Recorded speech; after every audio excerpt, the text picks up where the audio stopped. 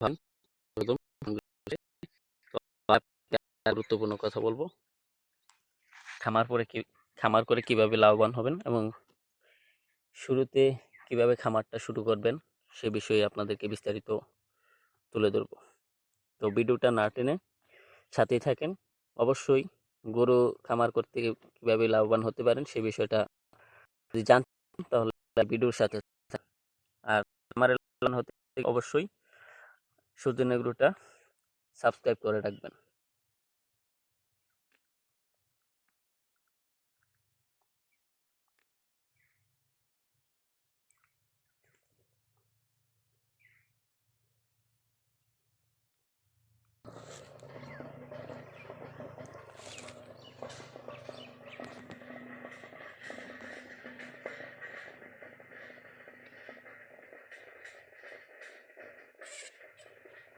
সূর্যন এগ্রোর প্রতিদিনের নেই যে বাহিরে গরুগুলা দেখতেছেন এগুলা আর কি আমরা দেশি গরুগুলা বাহিরে এইভাবে লালন পালন করে থাকি এবং আমাদের যে উন্নত মানের একটা ফ্রিজিয়াম গাভী আছে ওইটা আমরা গরুর ভিতরে গোয়াল ঘরের ভিতরে রাখি, কারণ ওটা বেশি সময় বাহিরে রাখা হয় না।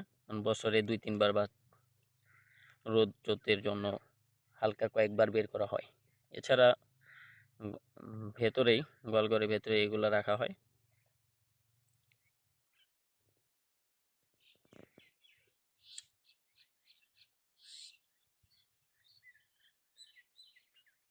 যে এটা দেখতেছেন এটা হচ্ছে আমাদের আর কি দেশি গরুরই বাচ্চা আর কি, বকনা বাচ্চা।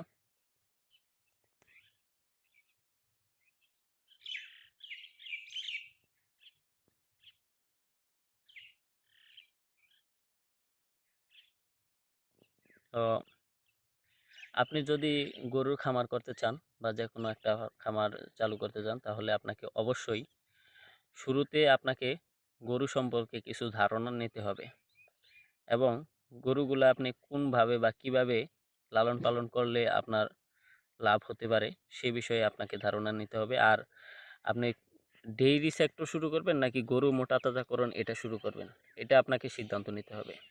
এবং সিদ্ধান্ত নেওয়ার পরে আপনি কিভাবে শুরু করবেন, যে বড় শেড করে বা ই করে, আগে সবার প্রথম আপনাকে একটা বাজেট তৈরি করতে হবে। আপনাকে আগে যে প্রত্যেকটা কাজেরই একটা বাজেট রাখতে হবে এবং সেই বাজেটের উপরে আপনি খামারটা শুরু করবেন। যদি গরু খামার শুরু করতে যান, যদি আপনার ক্যাশ থাকে 5 লক্ষ টাকা তাহলে আপনি অবশ্যই সেখানে আপনি কিছু টাকা আপনার সেভিংস করে রাখবেন, যেটা আপনার ফার্ম শুরু করতে গেলে আপনি হোঁচট খেতেই পারেন। তবে হোঁচট খাওয়ার পরে যে আপনি পিছনে ফিরে আসবেন এরকম কিছু না, আপনাকে লেগে থাকতে হবে। তো শুরুতে আপনি 5 লাখ টাকা থাকলে আপনি সেখানে 2 থেকে 2.5 লাখ টাকা, আমি বলবো যে মিনিমাম ওইখানে 1.5 লাখ টাকার মতন আপনি সেভিংস রেখে দিবেন, যেটা ওটা আপনি হাত দিবেন না। এবং বাকি টাকাগুলো দিয়ে গরু প্লাস হচ্ছে আপনার খাবার ম্যানেজমেন্টে ব্যবহার করবেন। বর্তমান জামানায় আসলে 5 লক্ষ টাকা কিছু না।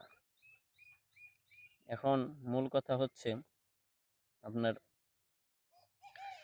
গরুর খামার শুরু করতে গেলেন, কারণ শুরু করতে গেলে অনেকে আছে যা টাকা থাকে সব টাকা দিয়ে, ম্যাক্সিমাম টাকা দিয়ে গোয়াল ঘর দিতে দিতে টাকা সব শেষ এবং তারপরে যে কিছু করতে পারে না। তো আপনাকে এই বিষয়গুলা অবশ্যই খেয়াল রাখতে হবে।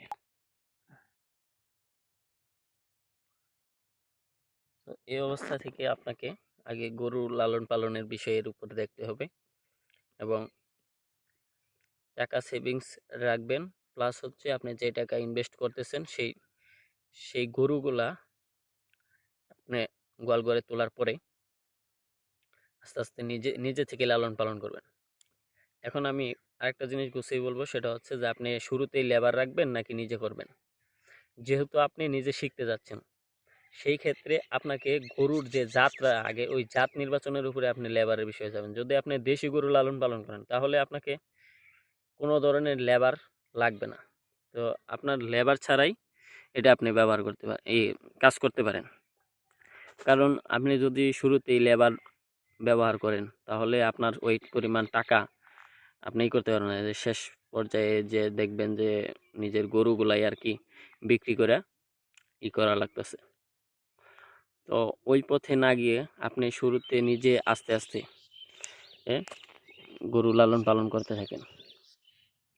তারপরে আপনি যখন যদি দেশি বকনা দিয়ে শুরু করেন, তাহলে সেইগুলারে আপনি কৃত্রিম প্রজননের মাধ্যমে উন্নত মানের গাভীতে পরিণত হতে পারবেন এবং বিভিন্ন ধরনের সার পাবেন।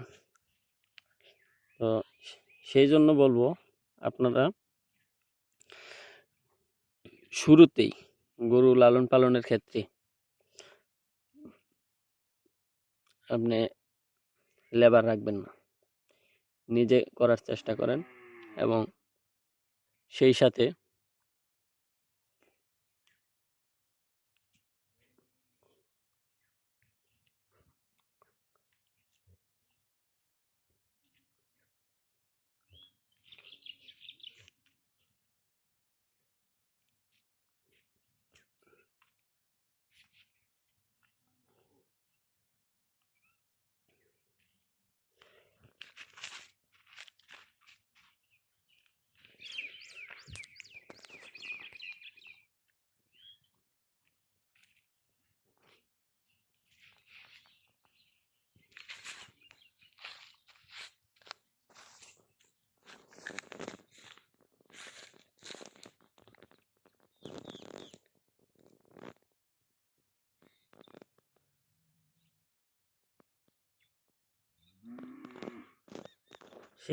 আপনি যে গরু লালন পালন করবেন, গরুগুলা আপনি কিভাবে বাহিরে লালন পালন করবেন নাকি গোয়াল ঘরের ভিতরে নিজে খাবার টাবার দিবেন, এইভাবে লালন পালন করবেন, এগুলো আপনাকে খেয়াল রাখতে হবে।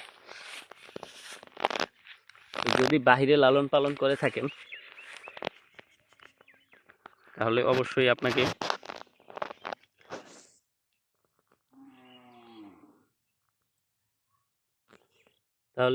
আপনার খাবার খরচ অনেক কমে যাবে। আর যদি গোয়ালঘরের ভেতরে লালন পালন করে থাকেন, তাহলে আপনাকে অনেক টাকা ইনভেস্ট করতে হবে খাবার টাবারে। তো সেই বিষয়গুলোর উপরে আপনাকে করতে হবে, ভাবতে হবে।